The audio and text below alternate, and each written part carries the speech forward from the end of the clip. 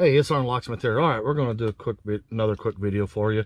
We're going to change the battery out on our 4-button remote here on our Ford. So with this task here, make sure your key ring is off of there. You'll need a flat tip screwdriver or a quarter. I'm just using a glorified flat tip. This is what we use. Notice you have the indentation here.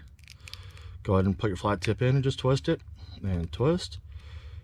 And you notice it pops open. And there we go. Here's our battery, the CR2032 battery. Go ahead and push it to the top, and sometimes it'll release. If it does not, this is when you be careful. See that little metal piece right in here? See if I can get a better angle for you. You're going to put a flat tip in there, just the corner, to pop that battery out. And when you do, there you go. This is why you don't want to push too much in there, because you'll break that piece there and you'll break this here.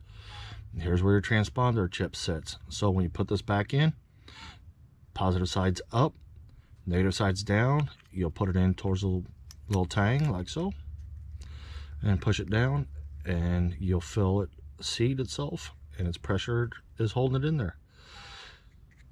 So let's go ahead and reassemble it just by snapping it back together. Hey, you just did it. Thanks again for watching Sergeant Locksmith. Go ahead and give us a thumbs up if this video helped you out. Check out our playlist. There's a lot of do-it-yourself stuff in there and stuff for the homeowner. Thanks again for watching. Let's be safe out there.